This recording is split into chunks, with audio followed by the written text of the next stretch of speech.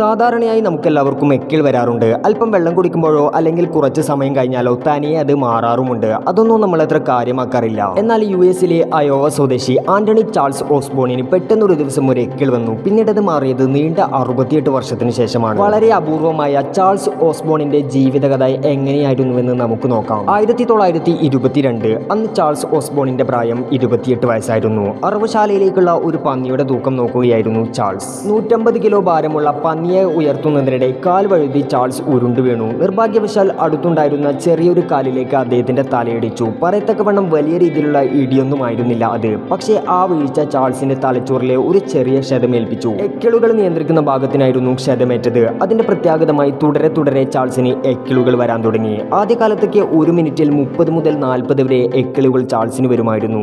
വർഷങ്ങൾ ഒരുപാട് കഴിഞ്ഞപ്പോൾ അതിന്റെ എണ്ണം ചുരുങ്ങി നേർപകുതിയിലേക്ക് വരെ എത്തി. അവസാനം മരിക്കുന്നതിന്റെ 1 വർഷം മുമ്പ് തന്റെ 96-ാം വയസ്സിൽ പൂർണ്ണമായും എക്കിളുകൾ അദ്ദേഹത്തെ വിട്ടൊഴിഞ്ഞു. തന്റെ ചടുലമായ യൗവനകാലമൊക്കെ എക്കിളുകൾ കൊണ്ട് പൊറുതുമുട്ടുകയായിരുന്നു ചാൾസ് ഓസ്ബോൺ. 43 കോടിയിലേറെ എക്കിളുകൾ ചാൾസ് ഓസ്ബോണിന്റെ നീണ്ട 68 വർഷത്തിനിടയിൽ വന്നിട്ടുണ്ടായിരുന്നു എന്നാണ് ഡോക്ടർമാർ പറയുന്ന കണക്ക്. നമുക്കൊക്കെ എക്കിളുകൾ വരുമ്പോൾ എന്തൊരു അസ്വസ്ഥതയാണ്. എത്രയും പെട്ടെന്ന് എക്കിൽ മാറ്റാൻ നാം ശ്രമിക്കും. എന്നാൽ ജീവിതത്തിന്റെ 80% എക്കിൽ കൊണ്ട് ബുദ്ധിമുട്ടിയ ചാൾസ് ഓസ്ബോണിന്റെ ജീവിതത്തെക്കുറിച്ചൊന്ന് ചിന്തിച്ചു നോക്കൂ. അദ്ദേഹം പല ഡോക്ടർമാരെയും വിദഗ്ധന്മാരെയും സമീപിച്ചിരുന്നെങ്കിലും ആർക്കും തന്നെ അദ്ദേഹത്തെ രക്ഷിക്കാൻ പറ്റിയില്ല. ഇത്ര വലിയ പ്രയാസത്തിനിടയിലും നമ്മെപ്പോലെ തന്നെ സാധാരണ ജീവിതം നയിക്കാൻ അദ്ദേഹത്തിന് സാധിച്ചിരുന്നു. വിവാഹം കഴിക്കുകയും നല്ല രീതിയിലുള്ള കുടുംബജീവിതം മുന്നോട്ട് കൊണ്ടുപോകാനും 8 മക്കൾക്ക് ജന്മം നൽകാനും അദ്ദേഹത്തിന് ഭാഗ്യമുണ്ടായി. ഇത്തരത്തിൽ ദീർഘ എക്കിളുകൾ വന്നിട്ടുള്ളത് ചാൾസ് ഓസ്ബോണിന് മാത്രമല്ല. 2006-ൽ ക്രിസ്റ്റഫർ സാൻഡസ് എന്ന യുവ സംഗീതജ്ഞനും ഇതേ പ്രശ്നമുണ്ടായിരുന്നു.